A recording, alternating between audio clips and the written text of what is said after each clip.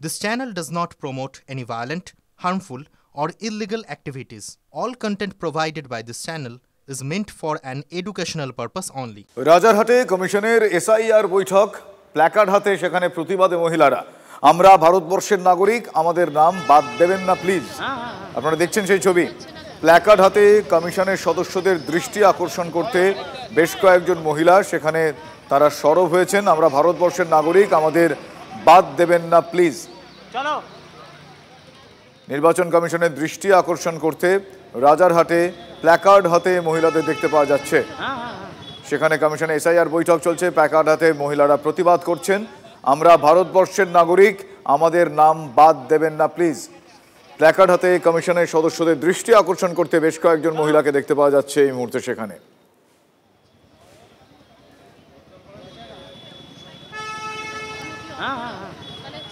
জাতীয় নির্বাচন কমিশনের বৈঠক চলছে, সেই সময় রাজারহাটে বেশ কয়েকজন মহিলা এবং সঙ্গে দু একজন পুরুষও রয়েছেন।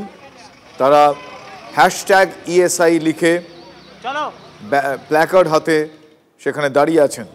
সেখানে লেখা, আমরা ভারতীয় বা ভারতবর্ষের নাগরিক, আমাদের ভোটার তালিকা থেকে বাদ দেবেন না, আমাদের নাম বাদ দেবেন না প্লিজ।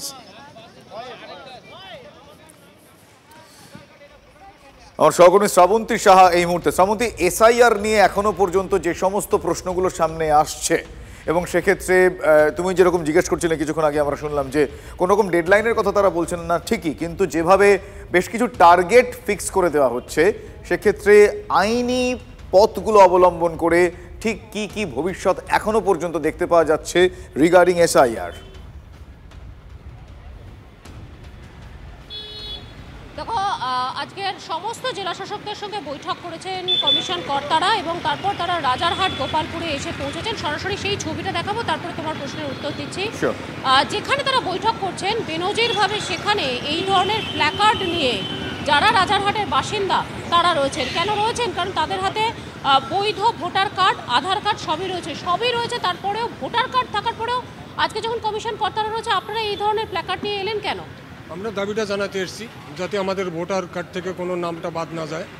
কেন আশঙ্কা করছেন? আশঙ্কা করছি চারিদিকে যা পরিস্থিতি যা দেখছি বা যা শুনছি, তার জন্য আপনারা তো কথা অবশ্যই আমরা সেভাবে বলতে পারিনি সবাই, কিছু কিছু লোক আমাদের একজন ভিতরে আছে, তারা হয়তো কথা বলবে। আমরা এরকম দেখলাম যে এরকম প্ল্যাকার্ড নিয়ে সকলে এসেছেন। ওনাদের ভয়টা কোন জায়গায়? ওনারা কিসে ভয় পাচ্ছেন যে ওনাদের নাম বাদ যেতে পারে, এরকম আশঙ্কা ওনারা কেন করছেন যদি ওনাদের যাবতীয় কাগজপত্র নথি ইত্যাদি থাকে? দেখো শুভজিৎ, তারা সেটা স্পষ্ট করছেন না। প্রত্যেকের কাছে আমরা দেখেছি বৈধ আধার কার্ড, অন্তত তারা যেটা শো করছেন আধার কার্ড রয়েছে, এবং একই সঙ্গে ভোটার কার্ড সেটাও রয়েছে। কিন্তু তারপরেও তারা কেন আশঙ্কা করছেন? তাদের বক্তব্য যে এরকম তারা শুনেছেন যে এরকম হচ্ছে। আজকে যখন এই বৈঠক সিইও দপ্তরে চলছিল, তার বাইরেও এই একই ধরনের একটি বিক্ষোভ কর্মসূচিতে আমরা দেখেছিলাম সুদেষ্ণা রায়ের মতো মানুষজন সেখানে বিক্ষোভ দেখাচ্ছিলেন। তাদের বক্তব্য ছিল যে একজনেরও নাম যাতে বাদ না যায়। সেই বিক্ষোভ চলাকালীনই তারা বাইরে আসেন, এবং আজকে যখন রাজারহাট গোপালপুরে আসেন, রাজারহাটের বাসিন্দা যারা রয়েছেন তাদের মধ্যে বেশ কিছু জন আসেন, এবং এই মুহূর্তে আমরা দেখতে পাচ্ছি যে এরকম দেওয়ালে পোস্টার ছাপিয়ে দেওয়া হয়েছে। একদম বৈঠক চলছে পুলিশ, এবং এরকম পোস্টার। শ্রাবন্তী, একটা বিষয় জিজ্ঞেস করব, এই মুহূর্তে এই যে একই রকম দেখতে বেশ কিছু প্ল্যাকার্ড হাতে তারা এসেছেন, তারা কি কোনো রকম রাজনৈতিক দলের কথা শুনে এসেছেন, বা কোনো পার্টিকুলার নির্দিষ্ট কোনো রাজনৈতিক দলের সদস্য, নাকি তারা এক একটা রাজনৈতিক মতাদর্শ বা দলের সমর্থক সাধারণ মানুষ হিসেবে এসেছে? একটু সেটা জিজ্ঞেস করা যায়, কারণ তাদের প্রত্যেকের হাতে একই রকম দেখতে প্ল্যাকার্ড। স্বীকার করছেন না তারা যে তারা কোনো রাজনৈতিক দলে, তাদের বক্তব্য তারা শুধুমাত্র রাজারহাট গ্রাম পঞ্চায়েত 1 সেখানকার বাসিন্দা, এবং সেখানে বহু মানুষের ভোটার যে কার্ড সেটা বাতিল হয়েছে। তোমাকে প্রসঙ্গত বলবো শুভজিৎ, বিজেপির পক্ষ থেকে বারবার একটা অভিযোগ জানানো হচ্ছিল যে গত কয়েক বছরে, যদি 3 বছরের স্টাডি আমরা দেখি, তাহলে দেখবো যে এই রাজারহাট গোপালপুর এলাকায় একাধিক ভোটার সংখ্যা সেটা হঠাৎ করেই বেড়ে গেছে। সাধারণভাবে যে নিয়মে অন্যান্য জেলার ভোটার সংখ্যা বাড়ে, এখানে কেন বেড়েছে সেই নিয়ে প্রশ্ন তারা তুলেছিলেন।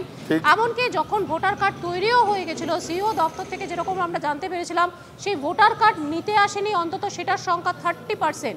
এই মানুষরা তাহলে কোথায় গেলেন?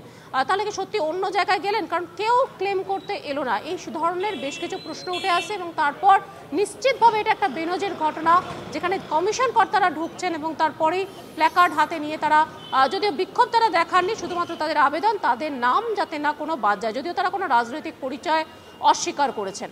শুভজিৎ, ধন্যবাদ শ্রাবন্তী। আমার সহকর্মী শ্রাবন্তী সবার সঙ্গে কথা বলছিলাম।